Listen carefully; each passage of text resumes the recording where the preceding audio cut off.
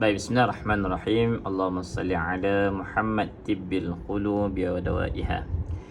Okey, baik geng, muslimin muslimat, para guru khususnya yang pernah dapatkan ataupun yang pernah membeli kapsul hapus ibu resdung ketika program ceramah dan event-event Ustaz. InsyaAllah untuk makluman stok sudah sampai, ya.